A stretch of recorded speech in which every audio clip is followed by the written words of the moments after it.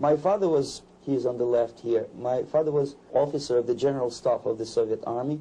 He was inspector of land forces, Soviet troops stationed in countries like Mongolia, Cuba, East European countries. This is the picture taken at the entrance of my Institute of Oriental Languages. It's a part of Moscow State University. As every Soviet student, I was, quote-unquote, volunteering for harvesting grain in Kazakhstan. By the end of my training in school, I was recruited by the KGB. This picture was taken on that day, and you can see again how happy it feels to be recruited by the KGB. Pay special attention to number of bottles on the table. One of my functions was to keep foreign guests permanently intoxicated the moment they land at Moscow airport. In 1967, the KGB attached me to this magazine, Look magazine. A group of 12 people arrived to USSR from the United States to cover the 50th anniversary of October Socialist Revolution in my country. From the first page to the last page, it was a package of lies.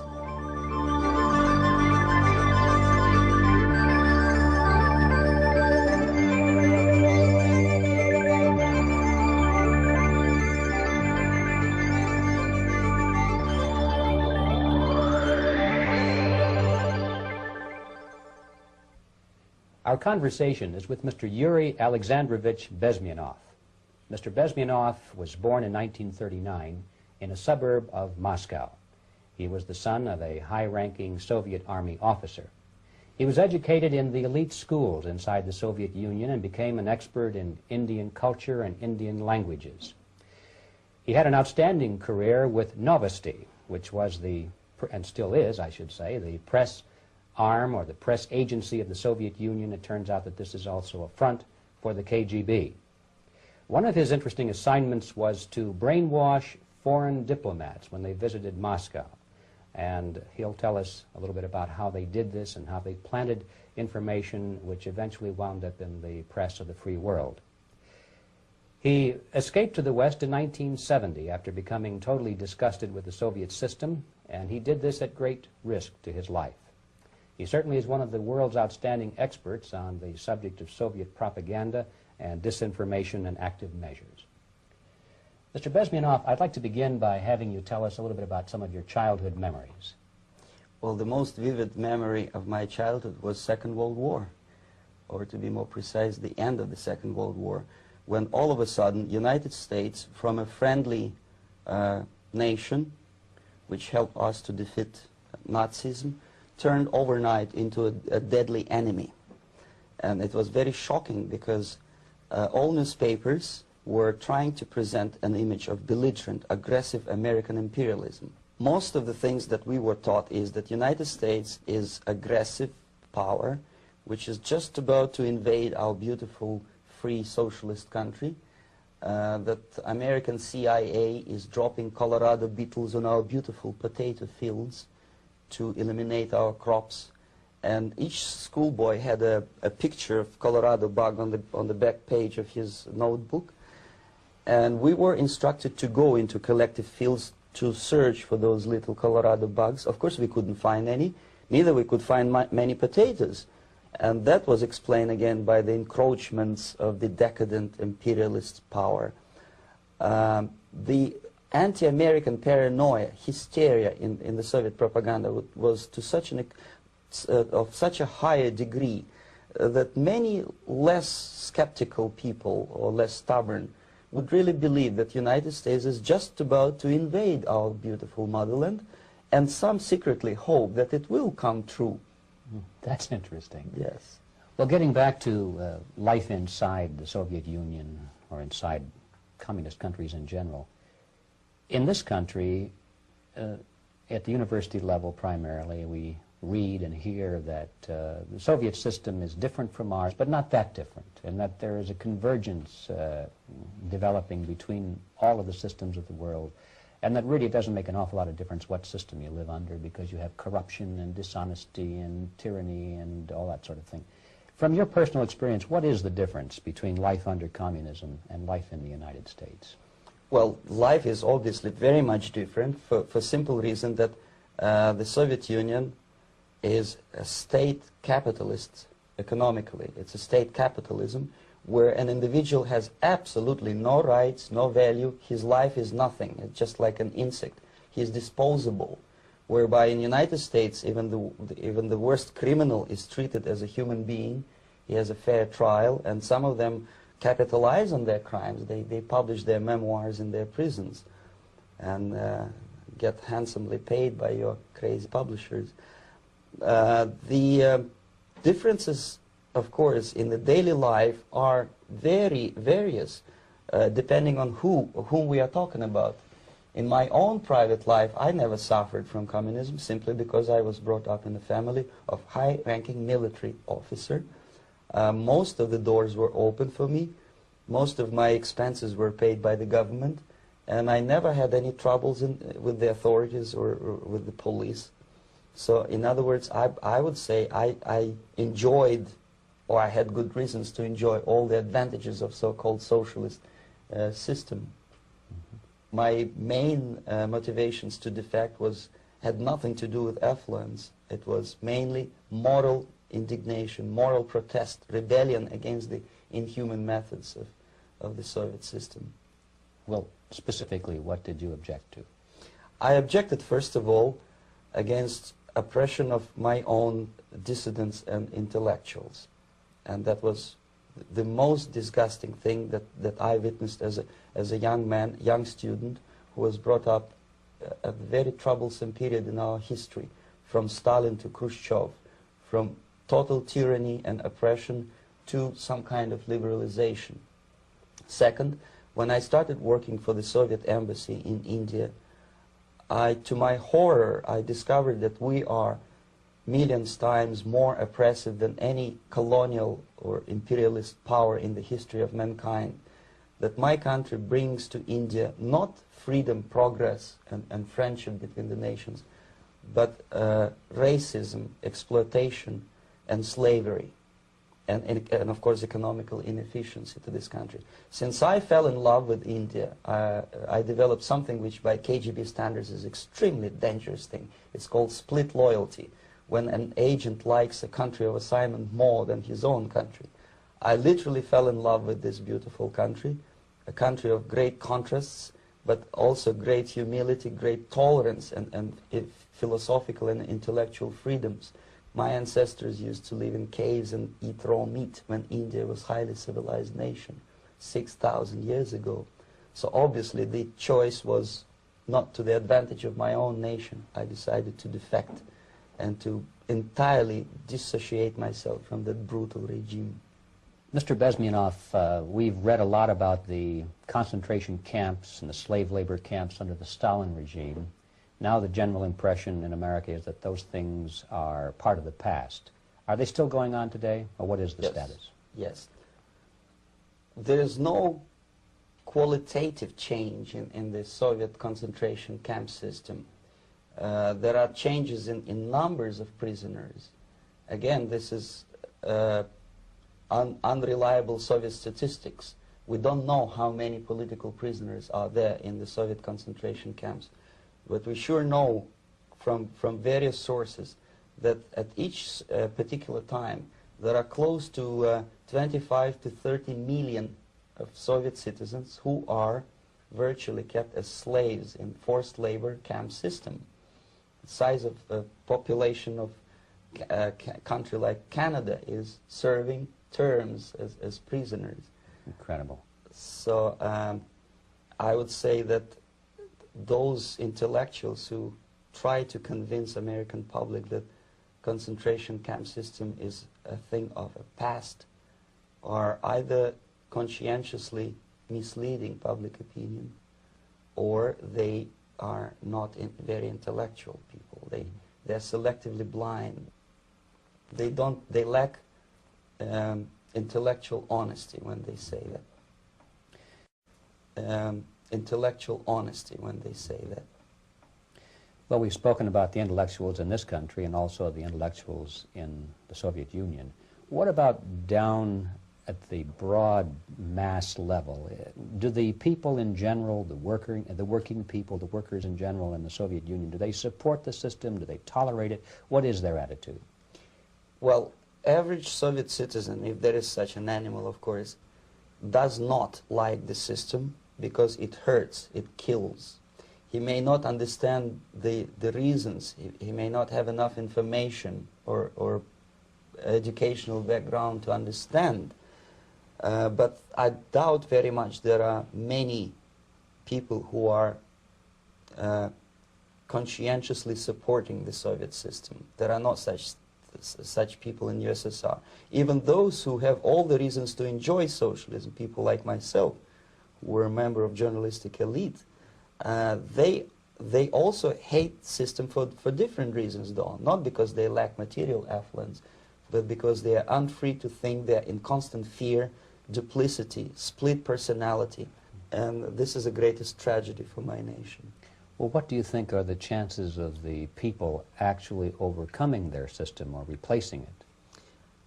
There is a great possibility that system will sooner or later be destroyed from within. There is a self-destructive mechanism built into any socialist or communist or fascist system, because there is lack of feedback, because the system does not rely upon loyalty of population.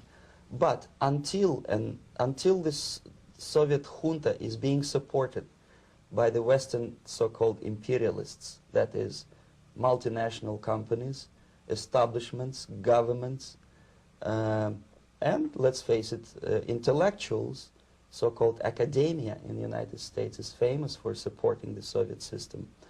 As long as the Soviet junta will keep on receiving credits, money, technology, grain deals, and political recognition from all these traitors of democracy or freedom, there is no hope, there is not much hope for changes in my country, and the system will not collapse by itself simply because it's being nourished by so-called American imperialism. This is the greatest paradox in history of mankind, when capitalist world supports and actively nourishes its own destroyer, destructor. I think you're trying to tell us something. Oh, in yes. This country. I'm trying to tell you that it has to be stopped unless you want to end up in Gulag system and enjoy all the advantages of socialist equality. Working for free, catching fleas on your body, sleeping on the planks of plywood in Alaska this time, I guess. That's where Americans will belong, unless they will wake up, of course, and force their government to stop aiding Soviet fascism.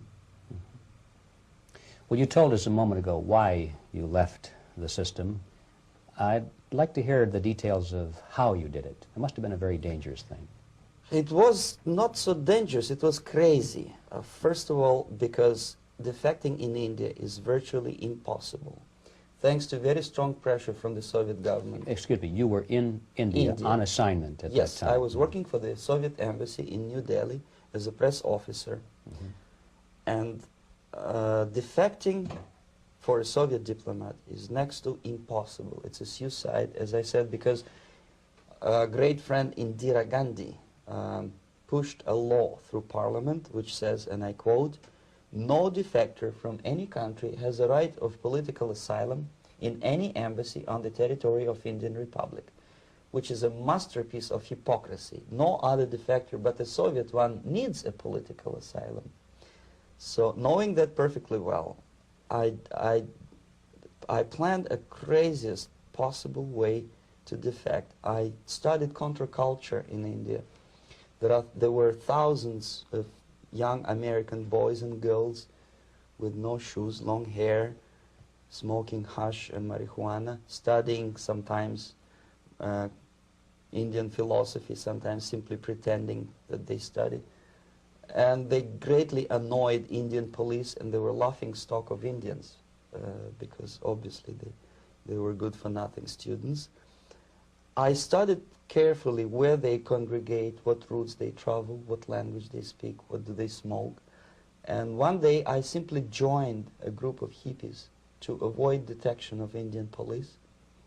I was dressed as a typical hippie with blue jeans, long camise shirts, with all kind of nice decorations like beads, long hairs, I bought a wig because for several weeks I had to turn myself from a conservative Soviet diplomat into a very progressive American hippie. And that was the only way that I could avoid detection. It was very interesting experience, but it was necessary because from my own knowledge as a member of Soviet embassy staff, I knew that there were many cases when Soviet defectors were betrayed by Indian police, and also some Western embassies played a very dirty role in betraying the Soviet defectors. According to our information, they were some, I wouldn't call them double agents, but simply immoral people working for this for the United States embassy, and confining in people like this would be a suicide. So I had to be extremely careful. I could not trust anyone, and that was the reason for such a crazy way to defect. Well, had you been caught in the act of trying to get out, what would have happened to you? Oh, most likely I would end up in concentration camp,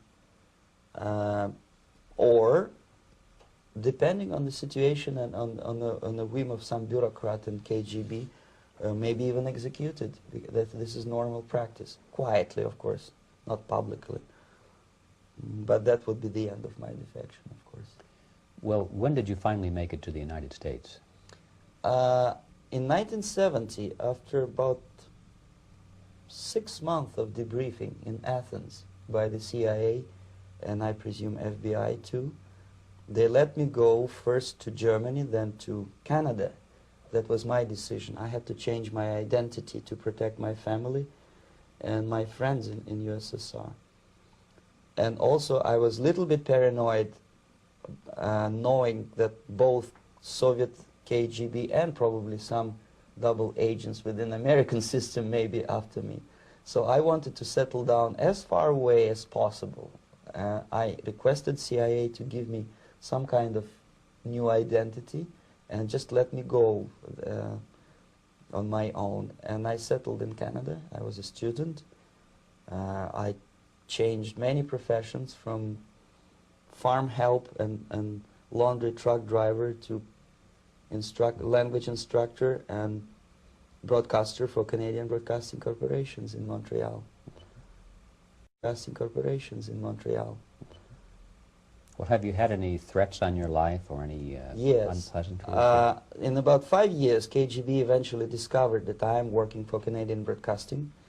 I made a very big mistake. I started working for overseas service of CBC, which is similar to Voice of America, in Russian language. And of course, monitoring service in USSR picked up every new voice.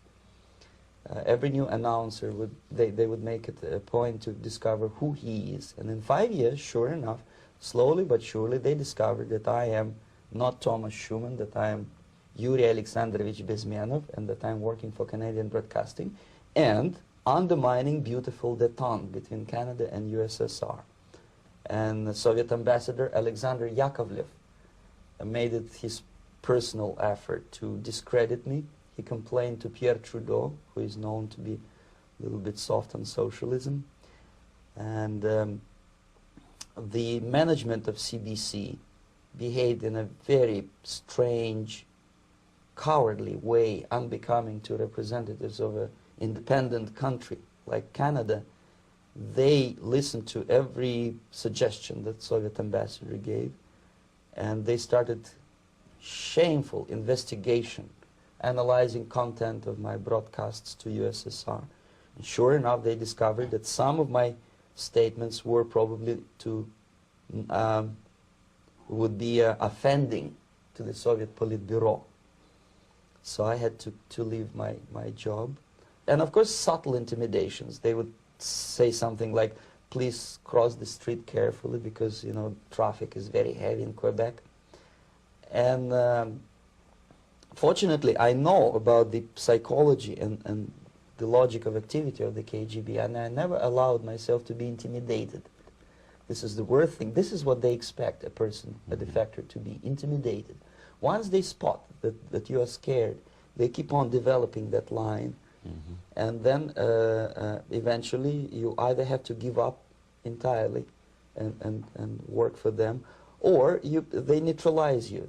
They would definitely stop all kind of political activity, which they failed to do in my case, because I was stubbornly working for the Canadian Broadcasting, and in response to their intimidations, I said that, look, this is a free country, and I am as free as you are, and I also can drive very fast, and gun control is not yet established in Canada, so I had a couple of good shotguns in my basement, so welcome to visit me someday with your Kalashnikovs machine guns. So obviously it didn't work, intimidation didn't work, so they tried different approach, as I described. They approached on the highest level, on the level of Canadian bureaucracy. And on that level they were successful. On that level they were successful. On individual level they failed flat. Mr. Bezmenov has brought a series of slides with him that he has taken from the Soviet Union, and I think this is a good time to take a look at the slides. Yes. Now, the viewers will be able to see these slides as we talk about them. Yes, this is a collection of slides which are, some of them are snapshots from my family album, some of them are documents which I smuggled from the Soviet embassy, and some are reproductions from local mass media. I usually show them to establish my credibility as a defector. This is a picture of my native town, Mытищи, about 20 miles north from Moscow. Characteristically, there's a statue of Comrade Lenin in the central square. This is myself at the age of 7, again, characteristically, and the statue of Comrade Stalin extending his friendly hand to peoples of the world. At that age, of course, I was still idealistically minded young communist, and I still believe that sooner or later things will go for better, but I realized that the system stinks, that something is fishy, and that ideology is fake, and the propaganda about advanced Soviet agriculture simply didn't meet the criteria of reality. If they talk about abundance of food and there is none in the stores, there must be something wrong. My father was, he is on the left here, my father was officer of the General Staff of the Soviet Army. He was inspector of land forces, Soviet troops stationed in countries like Mongolia, Cuba, East European countries. Were he alive today, most likely he would be inspecting Soviet troops in Nicaragua, Angola, and many other parts of the world. Fortunately, he died, and he didn't see the disgrace, because deep inside he was a Russian patriot. He didn't like the idea of expanding Soviet military might, especially in the areas where we were not welcomed at all. Unlike many other military officers, he was reporting directly to the Minister of Defense, bypassing KGB and diplomatic service. In other words, he was a trusted military professional. And my impression that this type of people are much less hawkish and adventuristic than party bureaucrats in Kremlin. When American mass media describes Soviet military as potentially dangerous counterpart for Pentagon, I simply laugh, because I know better. I know that the most dangerous part of the Soviet power structures are not military at all. Most likely, if they come to power in my country, they'll be more sensible negotiators for nuclear disarmament and withdrawal of the Soviet troops from many parts of the world. But if someone from the party structure or the KGB structure were to give the orders for a military intervention, they have to obey, they yes, would follow because them. they are professional military. But they, you see, the triangle of power and hate in USSR is the party at the top, the party elite, the oligarchy of the party, then the military and the KGB at the bottom. They hate each other, and the most hated triangle, the most hated corner of the triangle is the Communist Party bureaucrats. They are the most adventuristic, senile megalomaniacs. They can start war, I wouldn't be surprised. Not the military. They know what war is. Yes. At least my father did. This is the picture taken at the entrance of my Institute of Oriental Languages. It's a part of Moscow State University. I graduated in 1963. And I Now, excuse me, which one were you on? I am on the right. You're on the right. And on the left is my my schoolmate Vadim Smirnov, who later was a apparatchik in the Central Committee of the Soviet Union Communist Party. What is an apparatchik? It's a functionary, something like civil service in British Empire. Someone who is never fired from the service. He stays there internally. He may not be promoted too high, but he's a dependable bureaucrat who will stay forever. I studied not only languages, but also history, literature, even music. I'm on this picture, I'm trying to learn how to play Indian musical instrument. I even tried to look like an Indian when I was second-year student. Not bad, really. Yes, actually it was strongly encouraged by the instructors in my school, because the graduates of my school were later on employed as diplomats, foreign journalists, or spies. As every Soviet student, I was quote-unquote volunteering for harvesting grain in Kazakhstan. This is the biggest agricultural blunder of the Soviet government. But I didn't have much choice, of course, because the communist motto borrowed from the Bible says, "Those who do not work shall not eat." And you can see me eating, therefore I was working, and you can see how happy I was about it. I went through a very extensive physical and military training, including the military games in areas, suburban areas of Moscow. And here, for example, we are on a tour in Arkhangelsk area. And by the end of my training in school, I was recruited by the KGB. This picture was taken on that day, and you can see again how happy it feels to be recruited by the KGB. Our conversation with Yuri Alexandrovich Bezmenov, who is a defector from the Soviet Union, a former propaganda agent for Novosti and the KGB, will continue after this message.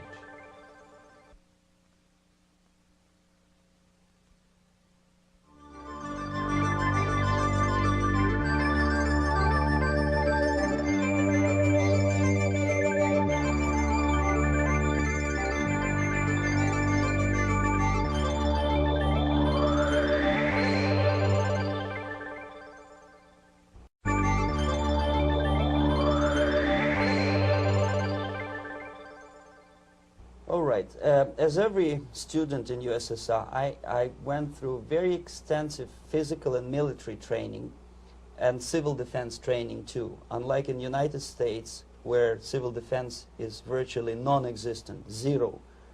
In USSR, every student, whatever his major subject, has to go through very extensive 4-year military and civil defense training. You can see me here with a group of students during one of the war games near Moscow. The main idea, of course, is to prepare a huge reserve army of the USSR. Each student has to graduate as a junior lieutenant. In my case, it was administrative and military intelligence service. My first assignment was to India as a translator with the Soviet Economical Aid Group, building refinery complexes in Bihar state and Gujarat state. At that time, I was still naively, idealistically believing that what I was doing contributes to the understanding and cooperation between the nations. It took me quite a number of years to realize that what we were bringing to India was a new type of colonialism, 1,000 times more oppressive and exploitative than any colonialism or imperialism in history of mankind. But at that time, I was still hoping that, well, maybe it's not that bad, could be worse, and things may go for better. And I even tried to implement the beautiful Marxist motto, proletarians of all the countries unite. I tried to unite with a nice Indian girl, and I was fascinated by Indian culture, by the family life in this country. But obviously, Communist Party had different plans for my genes, so I had to marry this beautiful Russian girl. In the span of my career, I married 3 times. Most of these marriages were marriages of convenience on advice from the Department of Personnel. This is normal practice in USSR. When a Soviet citizen is assigned to a foreign job, he has to be married. either to keep family in USSR as hostages, or, if it's a convenience marriage like mine, so that the husband and wife are virtually informers on each other to prevent defection or contamination by decadent imperialist or capitalist ideas.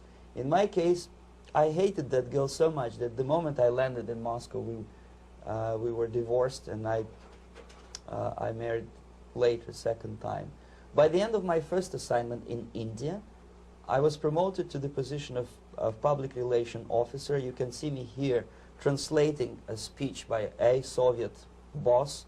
And you're on the right. I'm on the right here, yes. And it was, the occasion was commissioning of the refinery complex in Bihar, Barauni. Back in Moscow, I was immediately recruited by Novosti Press Agency, which is a propaganda and ideological subversion front for the KGB. 75% of the members of the Novosti are commissioned officers of the KGB. The other 25 are, like myself, co-opted agents who are assigned to specific operations.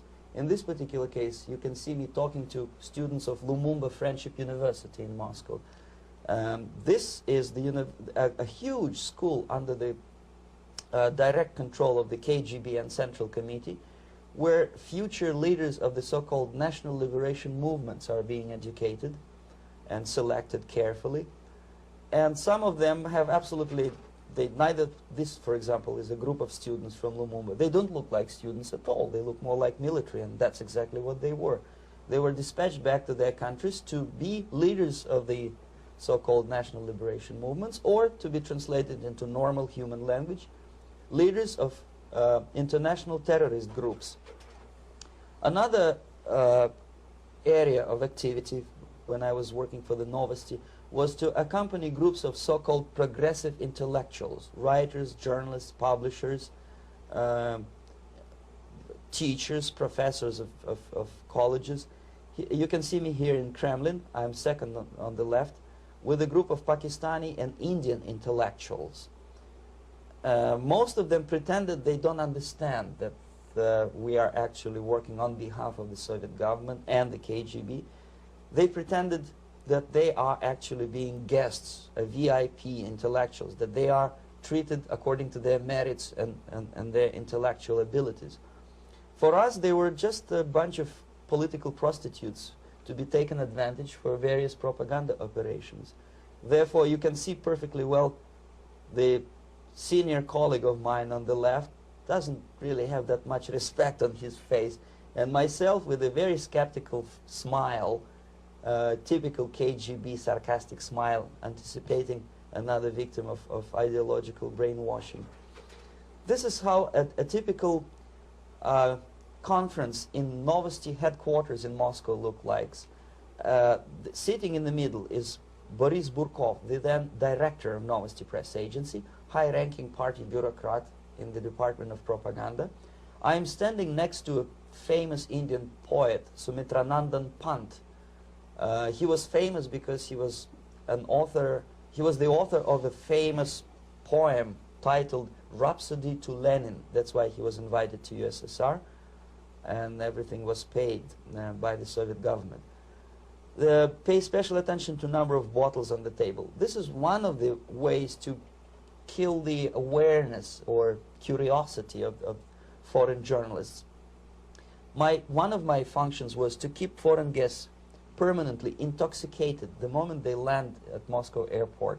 I had to take them to the VIP lounge and toast to friendship and understanding between the nations of the world. Glass of vodka, then a second glass of vodka.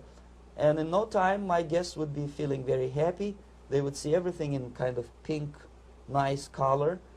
And that's the way I had to keep them permanently for the next 15 or 20 days. At certain point in time, I had to withdraw alcohol from them so that some of them who are the most recruitable would feel a little bit shaky, guilty, trying to remember what they were talking last night.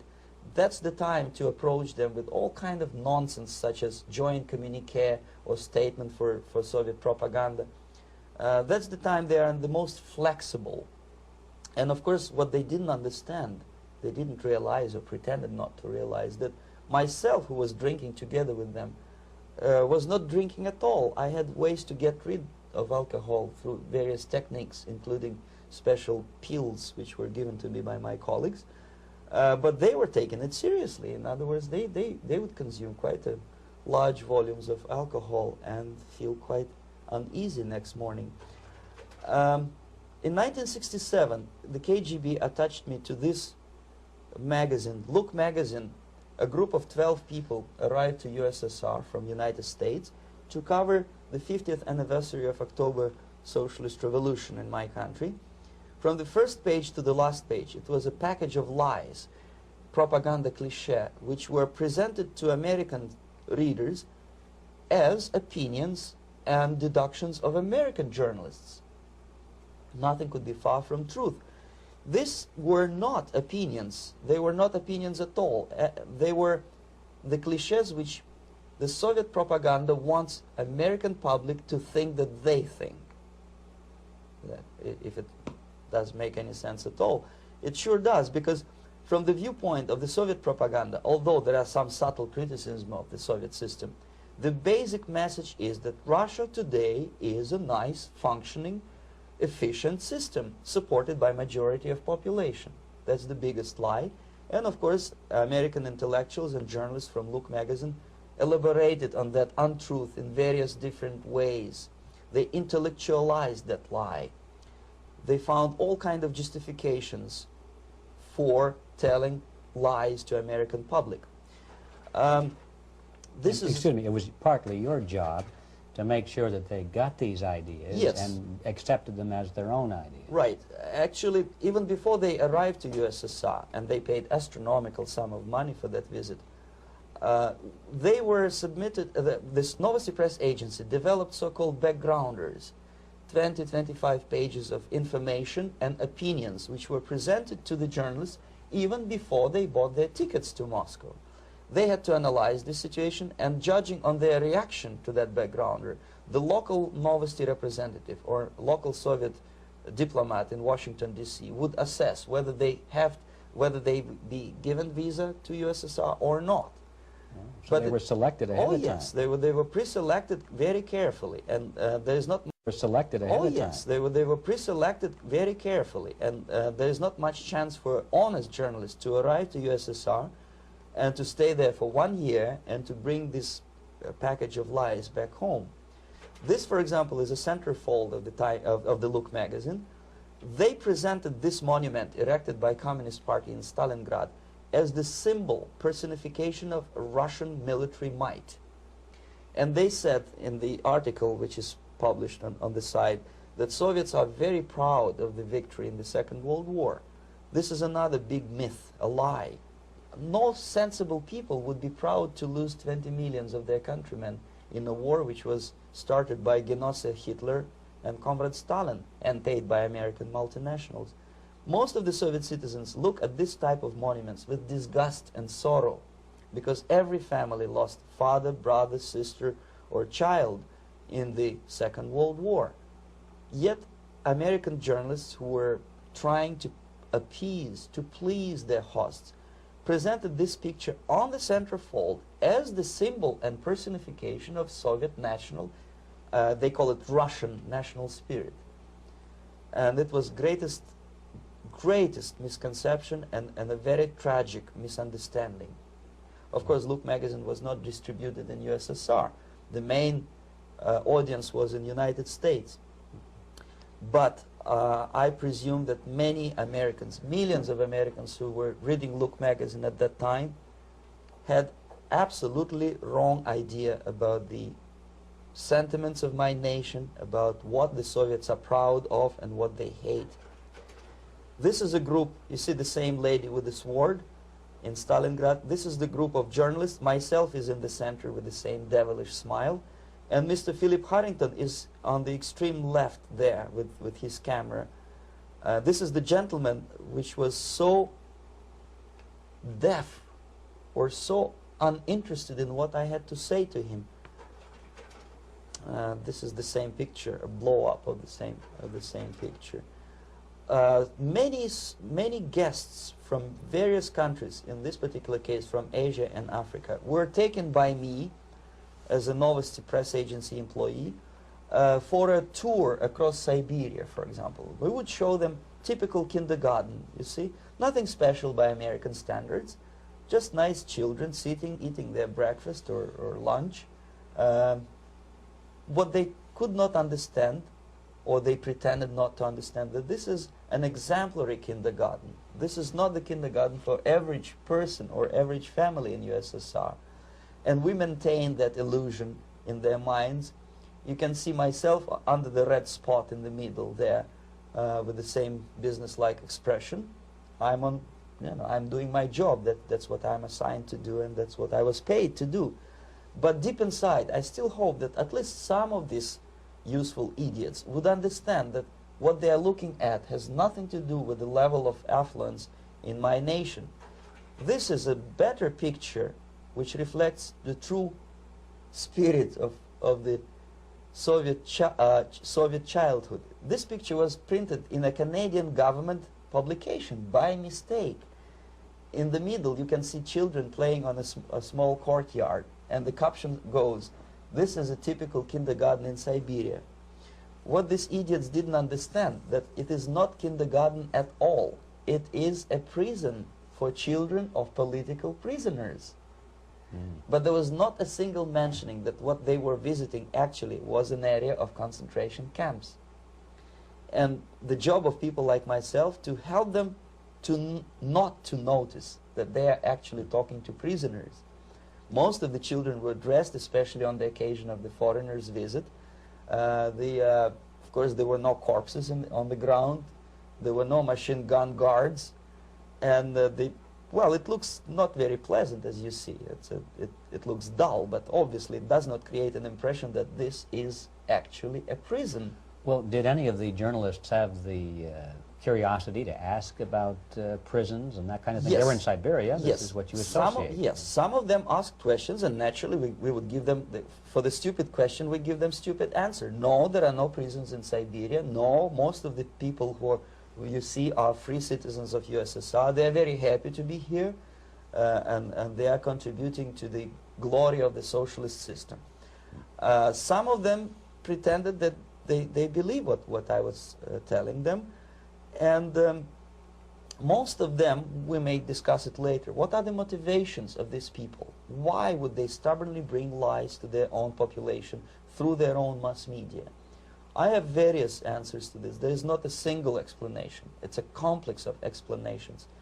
It's fear, pure biological fear. They understand that they are on the territory of an enemy state, a police state. And just to save their rotten skins and their miserable jobs, their affluence back home, they would prefer to tell a lie than to ask truthful questions and report truthful information. Second, most of these schmucks were afraid to lose their jobs, because obviously if you tell truth about my country, you will not last long as a correspondent of New York Times or Los Angeles Times. They will fire you. What kind of correspondent are you? You obviously cannot find common language with Russians if they kick you out in 24 hours. So just by trying to be conformist to their own editorial bosses, they tried not to offend the sentiments of the Soviet administrators and people like myself. Deep inside, I hope they would insult my or offend my sentiments. Obviously, they preferred not to. Another reason, I refuse to believe it, but obviously, there is another reason. Obviously, it's a greed. These people earn a lot of money. When they come back to USA, they claim that they are experts on my country. They write books which sells in 1 million copies, titled like Russians, The Truth About Russia. Most of it is lie about Russia. Yet they claim to be Sovietologists. They play back myth about my country, the propaganda cliches. Yet they stubbornly resist the word of truth. If a person like Solzhenitsyn is either defecting or kicked out of USSR, they try all their best to discredit him and to discourage him. I don't have much chance to appear on national network with a true story about my country. But a useful idiot like Hendrik Smith or Robert Kaiser, they are big heroes. They come back from USSR. They say, oh, we were talking to dissidents in Russia. Big deal. Soviet dissidents are chasing American correspondents in the streets, and they're cowardly escaping from these contacts. For some strange reason, if you want to know more about Spain, you refer to Spanish writers. If you want to learn more about French, you read French writers. Even about Antarctica, I bet you would read Penguins. Only about the Soviet Union, for some strange reason, you read Hendricks and Schmendricks and all kind of Kissingers, because they claim that they know more about my country. They know nothing, or next to nothing, or they pretend that they know more than they actually do. I would say they are dishonest people who lack integrity and common sense and intellectual honesty. They bring back all kind of stories like that. A kindergarten in Siberia. Omitting the most important fact, it's a prison for children of political prisoners. Another greatest example of monumental idiocy of American politicians. Edward Kennedy was in Moscow, and he thought that he is a popular, charismatic American politician who is easygoing, who can smile, dance at the wedding in Russian Palace of Marriages. What he did not understand, or maybe he pretended not to understand, that actually he was being taken for a ride. This is a staged wedding, especially to impress foreign media or useful idiots like Ed Kennedy. Most of the guests there, they had security clearance, and they were instructed what to say to foreigners. This is exactly what I was doing. You can see me in the same damn wedding palace in Moscow where Ed Kennedy was dancing here. You see, smiling. He thinks he's very smart. From the viewpoint of Russian citizens who observe this idiocy, he's narrow-minded, egocentrical idiot who tries to earn his own popularity through participation in propaganda farces like this. Here you can see propaganda farces like this. Here you can see myself. On the right, again, exemplary Soviet bride. On the left, 3 journalists from various countries, Asia, Africa, and Latin America. Obviously, they enjoying the situation. They will go back home and write the reports. We were present on a regular Soviet wedding. They were not present on a regular Soviet wedding. They were present, they were parts of a farce, of a circus performance. Another thing which I had to sometimes risking my life to explain to foreigners. Time magazine, for example, is very critical of South African racist regime. The whole article was dedicated to the shameful internal passport system where blacks are not allowing to live with whites. For some strange reason, for the last 14 years since my defection, nobody wanted to pay attention to my passport. This is my passport. It also shows my nationality, and it has a police rubber stamp, which is called propiska in Russian language, which assigns me to a certain area of residence. I cannot leave that area, same way as this black man cannot leave the area in South Africa. Yet we call South African government racist regime. Not a single Jane Schmonda or Fonda is brave enough, courageous enough to come to media and say, look, this is what happens in USSR. I send a copy of my passport to many American liberals and civil rights defenders and all the other useful idiots. They never bothered to answer me back. This shows what kind of integrity, what kind of honesty these people are. They're a bunch of hypocrites because they don't want to recognize a good example of racism in my country. This is the first stage of befriending a professor. You can see myself on the left with the same James Bond smile. On the right is my KGB supervisor, Comrade Leonid Mitrokhin, and in the middle a professor of political science in Delhi University. The next stage would be to invite him to a gathering of Indo-Soviet Friendship Society. There he is sitting next to his wife before he is being sent to USSR for free trip. Everything is paid by the Soviet government. He was made to believe that he is invited to USSR because he is a talented, sober-thinking intellectual. Absolutely false. He is invited because he is a useful idiot, because he would agree and subscribe to most of the Soviet propaganda cliché. And when he is coming back to his own country, he is going for years and years to teach the beauties of Soviet socialism to newer and newer generations of his students, thus promoting the Soviet propaganda line. The KGB was even curious about this gentleman. It may look innocent. Maharishi Mahesh Yogi, a great spiritual leader, or maybe a great charlatan and crook, depending on from which side you are looking at him. Beatles were trained at his ashram in Hardwar in India how to meditate. Mia Farrow and other useful idiots from Hollywood visited his school, and they returned back to United States absolutely zonked out of their minds with marijuana, hashish, and crazy ideas of meditation. To meditate, in other words, to isolate oneself from the current social and political issues of your own country, to get into your own bubble, to forget about troubles of the world. Obviously, KGB was very fascinated with such a beautiful school, such a brainwashing center for stupid Americans. I was dispatched by the KGB to check what kind of VIP Americans attend this school. That's you on the left. Yes, I'm on the left.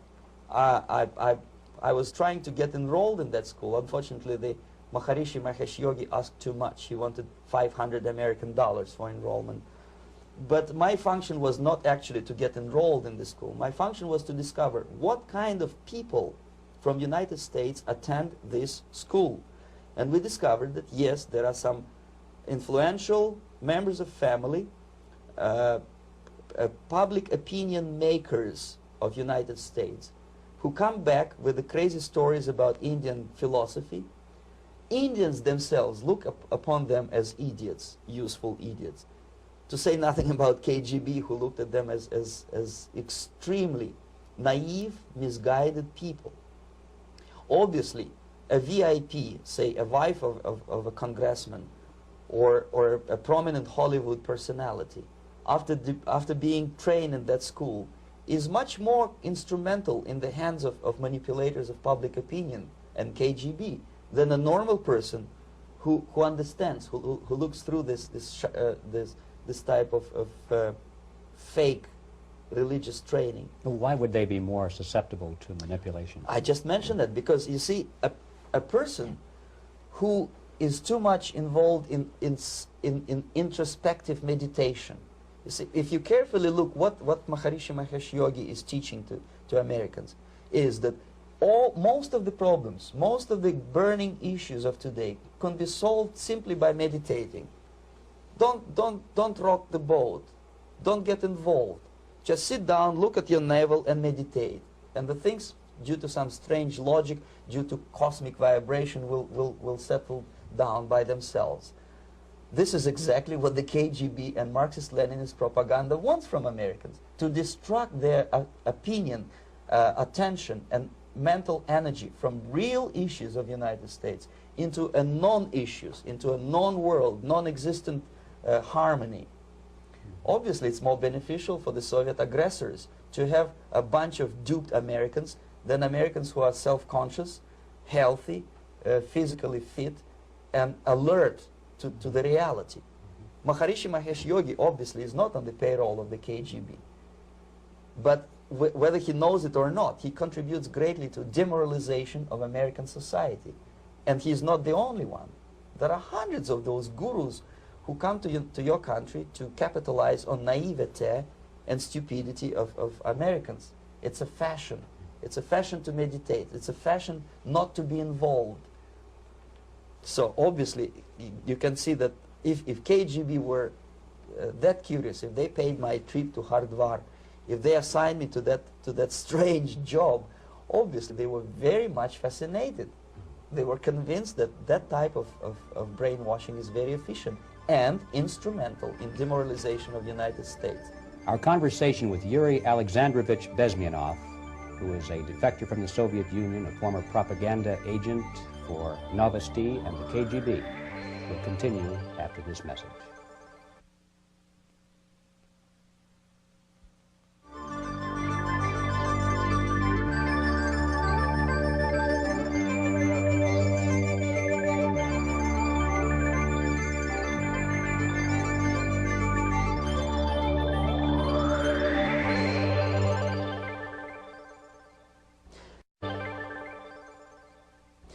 This picture shows the part of the building of USSR embassy, and my supervisors. On the left is Comrade Mehdi, an Indian communist, and on the right, Comrade Mitrokhin, my supervisors in the secret department of research and counter-propaganda.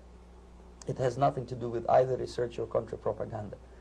Most of the activity of that department was to compile huge volume of information on individuals who were instrumental in creating public opinion. Publishers, editors, journalists, actors, educationalists, professors of political science, members of parliament, representatives of business circles. Most of these people were divided roughly in two groups.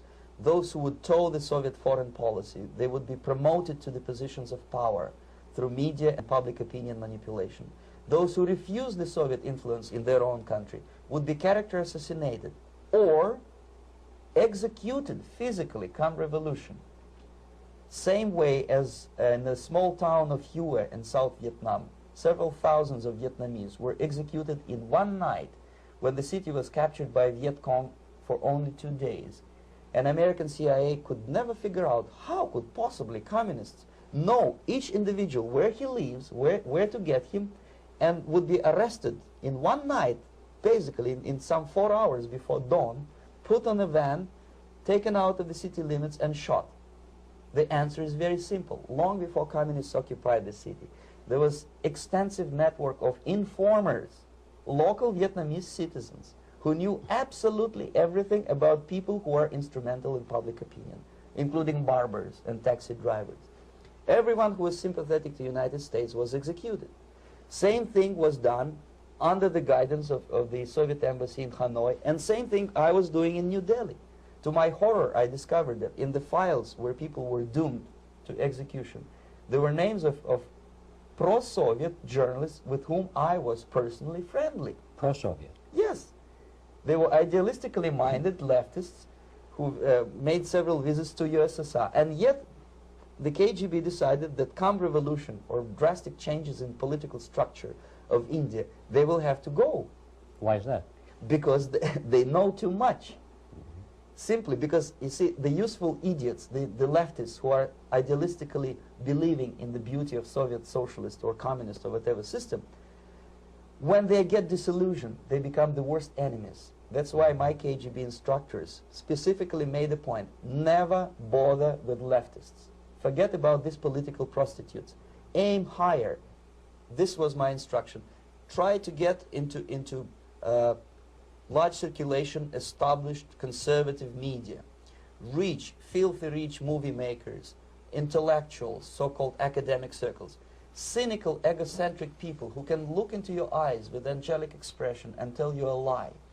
These are the most recruitable people, people who lack moral principles, who are either too greedy or too suffer from self-importance. They feel that they matter a lot. These are the people who KGB wanted very much to recruit. But to eliminate the others, to execute the others, don't they serve some purpose? Wouldn't they be the ones they rely on? They serve purpose only at the stage of destabilization of a nation. For example, your leftists in United States, all these professors and all these beautiful civil rights defenders, they are instrumental in the process of the subversion only to destabilize the nation. When their job is completed, they are not needed anymore. They know too much. Some of them, when they get disillusioned, when they see that Marxist-Leninists come to power, obviously they get offended. They think that they will come to power. That will never happen, of course. They will be lined up against the wall and shot. But they may turn into the most bitter enemies of Marxist-Leninists when they come to power. And that's what happened in Nicaragua. You remember most of these former Marxist-Leninists were either put to prison or one of them split, and now he's working against Sandinistas. It happened in Grenada when Maurice Bishop was already a Marxist. He was executed by a new Marxist who was more Marxist than this Marxist. Same happened in Afghanistan when first there was Taraki, he was killed by Amin, then Amin was killed by Babrak Karmal with the help of KGB. Same happened in Bangladesh when Mujibur Rahman, very pro-Soviet leftist, was assassinated by his own Marxist-Leninist military comrades. It's the same pattern everywhere. The moment they serve their purpose, all the useful idiots are either be executed entirely, all the idealistically minded Marxists, or exiled or put in prisons, like in Cuba. Many former Marxists are in Cuba, in prison. So most of the Indians who were cooperating with the Soviets, especially with our Department of Information of the USSR Embassy, were listed for execution.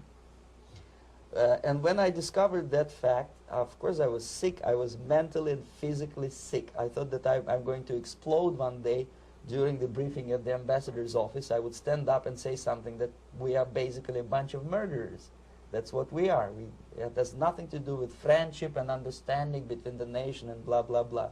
We are murderers. We behave as a bunch of thugs in a country which is hospitable to us, a country which with ancient traditions.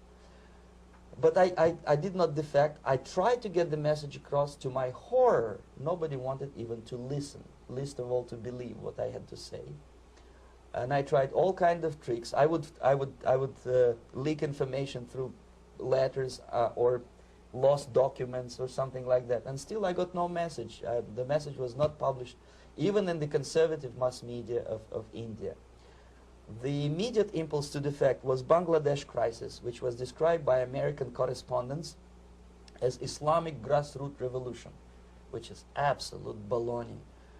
There was nothing to do with Islam, and there was no grassroots revolution. Actually, there are no grassroots revolutions, period. Any revolution is a byproduct of a highly organized group of conscientious and professional organizers, but it has nothing to do with grassroots.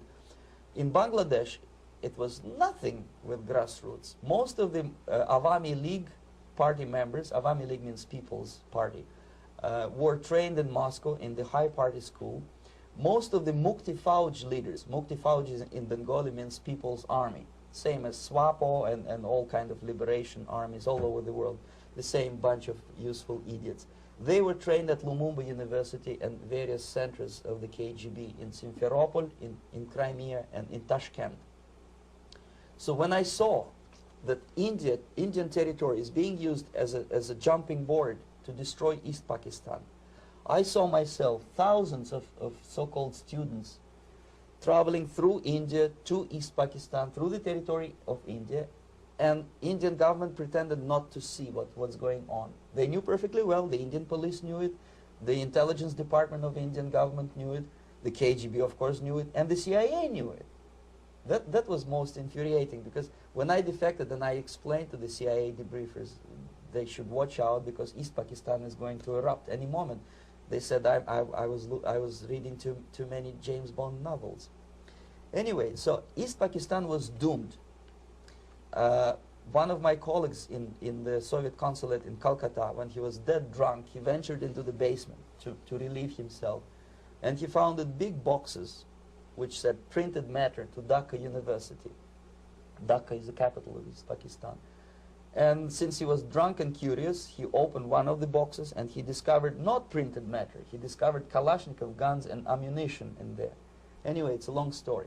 When I saw the preparations for the invasion into East Pakistan, obviously I wanted to defect immediately. The only thing I couldn't at that time make up my mind when and where and how. One of the reasons, of course, you see, I was in love with India. I mentioned that before. I spoke the languages. I socialized with people. And I understood that I had to act fast unless I want this beautiful country to be permanently and irreparably damaged by our presence. Permanently and irreparably damaged by our presence. One of the reasons not to defect was, as you can see, I was living in relative affluence. Who the hell in a normal mind would defect and do what? To be abused by your media, to be called McCarthyist and fascist and paranoid, or to drive a taxi in New York City? What for? What the hell for should I defect? To be abused by Americans, to be insulted in exchange for my effort to bring the truthful information about impending danger of subversion. As you can see, I was living in quite a comfortable conditions next to swimming pool, where Indians were not allowed, by the way. I was highly paid expert in propaganda. I had my family. I was respected by my nation. my career was cloudless. The third reason, how to defect with the family. To defect with the baby and the wife would be virtual suicide, because according to law, that hypocritical law which I quoted before, the Indian police will have to hand me over back to the KGB, and that will be the end of my defection and probably my life. Again, I cannot smuggle my wife because she was not quite sure what I was doing. She was not that idealistically involved, and she was definitely not in the total picture of what I was doing for the KGB. She would be shocked if I you know, put her in my van and drive her to the American embassy or elsewhere. That would be a greatest danger.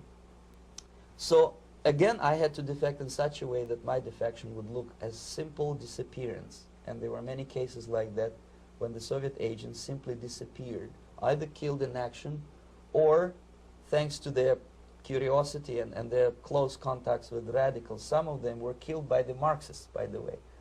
It happened in many African countries when the Soviet KGB were killed by Africans themselves. Not because they hated Marxism and Leninism, but because they were simply trigger-happy bunch of unruly characters. If you give them a machine gun, they will shoot. And some of the Soviets obviously were not careful enough to protect themselves, and they got into embarrassing situations when they were shot at the crossfire between factions of so-called liberation movements.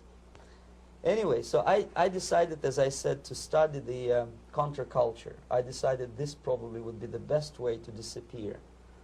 I socialized with characters like this. On the left, you see, is a barefoot American hippie. It took me quite a long time to study exactly what they were doing and how to mix with them. But eventually I did it. Most of Indian newspapers carried my picture and promise of 2,000 rupees for information about my whereabouts. But they were looking for the wrong person, because they obviously tried to stop a young Soviet diplomat in white shirt and tie, and this is how I looked at the time of defection. Nobody could possibly think that a Soviet diplomat would be as crazy as to join a bunch of hippies.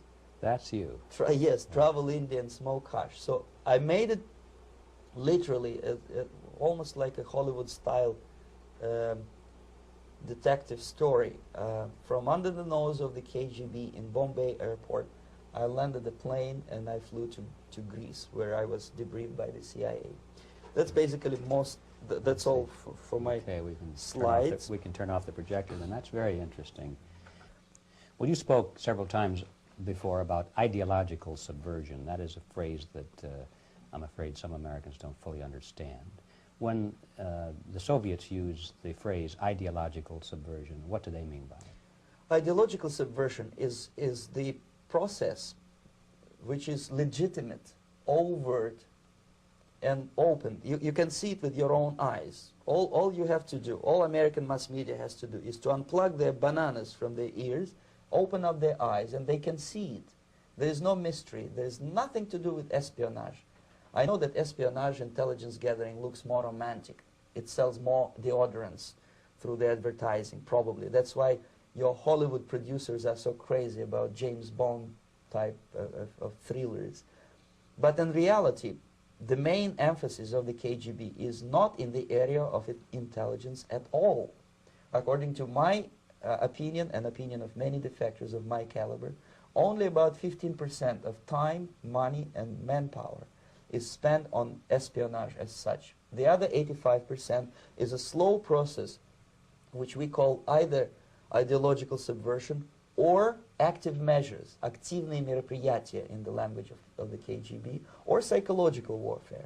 What it basically means is to change the perception of reality of every American to such an extent that despite of the abundance of information, no one is able to come to sensible conclusions in the interests of defending themselves, their families, their community, and their country.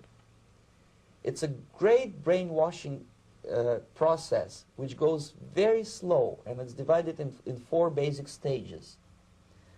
The first one being demoralization. It takes from 15 to 20 years to demoralize a nation. Why that many years?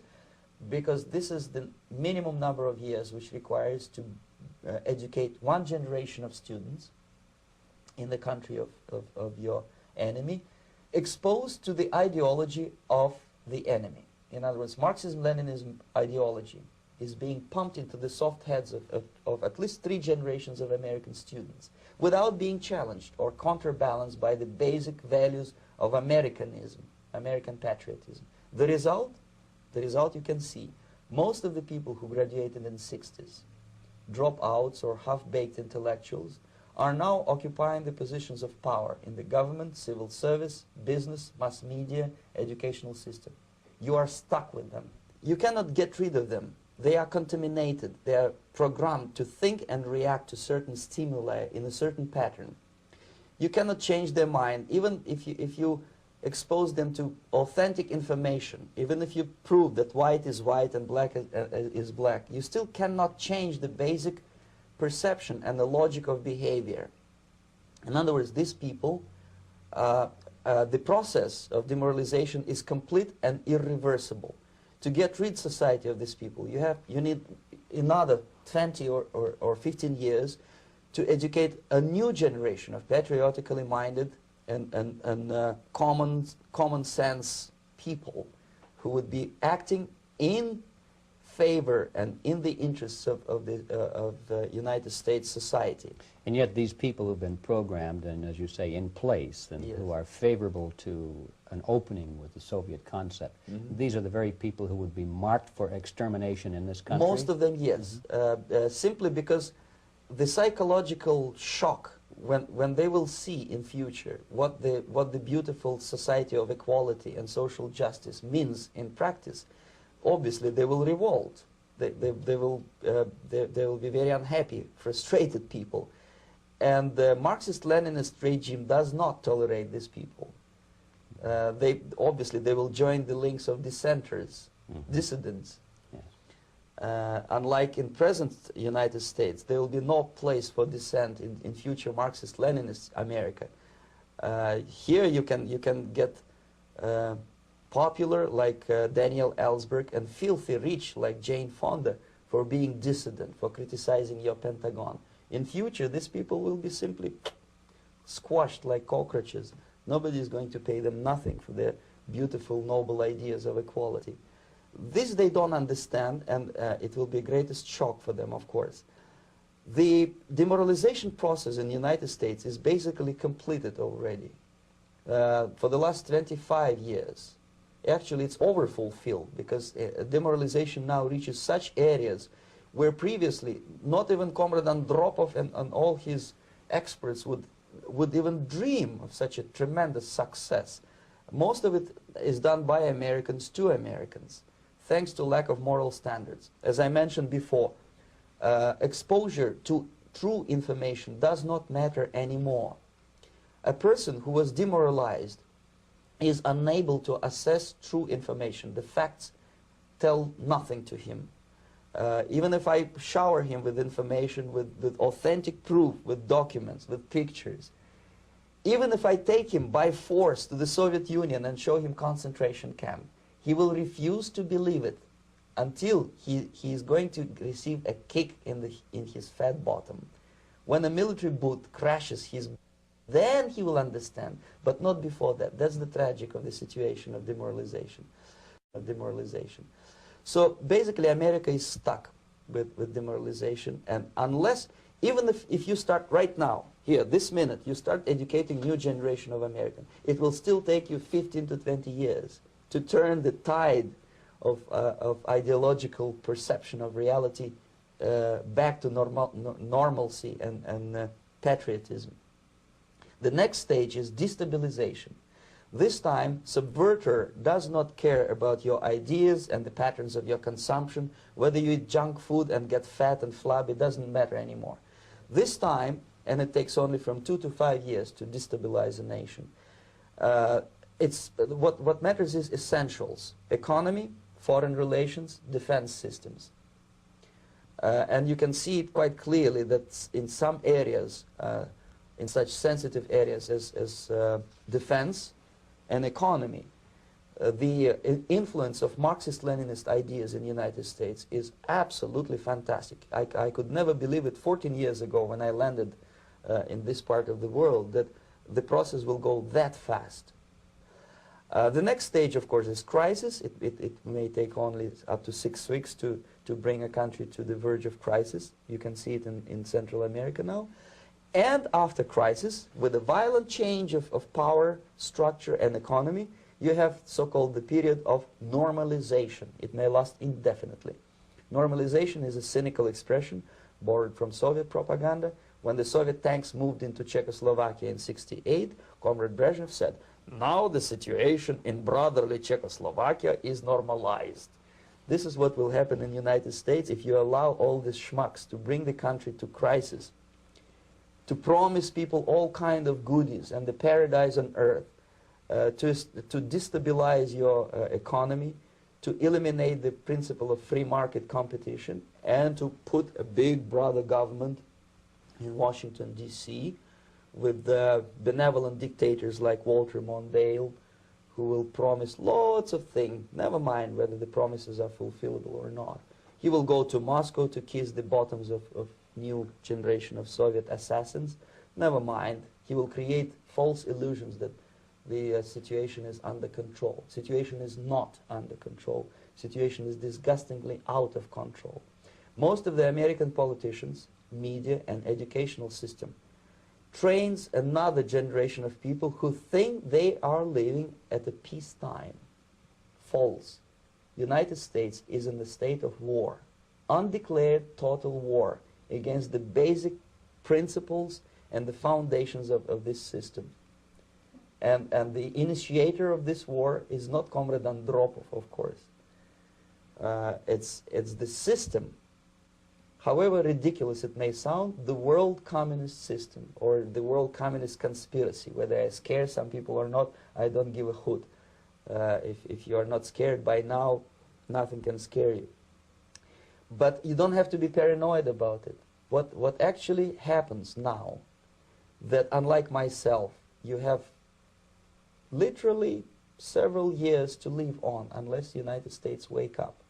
The time bomb is ticking. With every second, the disaster is coming closer and closer. Unlike myself, you will have nowhere to defect to, unless you want to live in Antarctica with penguins. This is it. This is the last country of freedom and possibility. Okay, so what do we do? What is your recommendation to the American people? Well, the immediate thing that comes to my mind is, of course, there must be a very strong national effort to educate people in the spirit of real patriotism, number one. Number two, to explain them the real danger of socialist, communist, whatever, welfare state, big brother government. If people will fail to grasp the impending danger of that development, nothing ever can help United States. You may kiss goodbye to your freedom, including freedoms to homosexuals, to prison inmate. All this freedom will vanish, evaporate in 5 seconds, including your precious lives. The second thing, the moment at least part of the United States population is convinced that the danger is real, they have to force their government. And I'm not talking about sending letters, signing petitions, and all this beautiful, noble activity.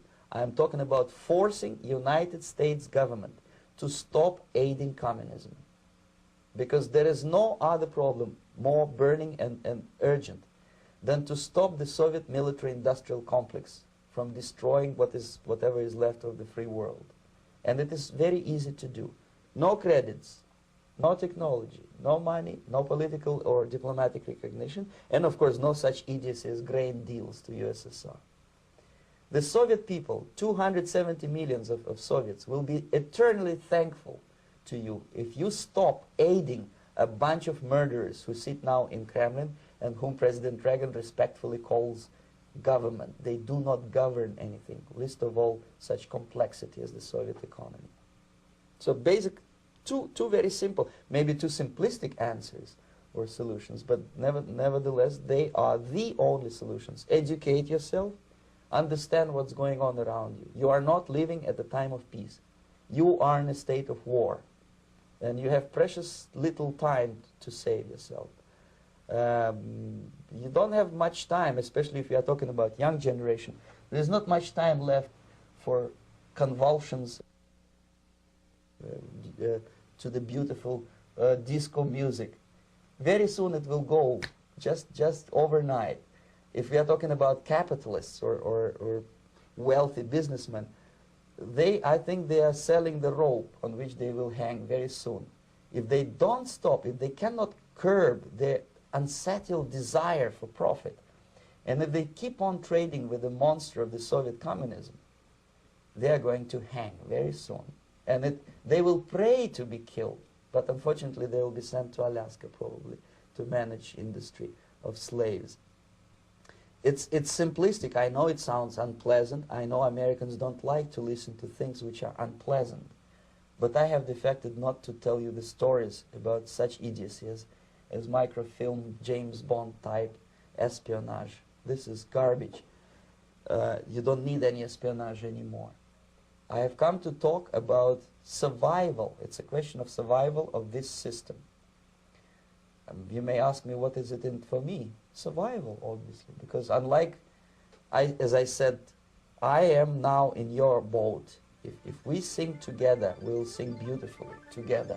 There is no other place on this planet to defect to.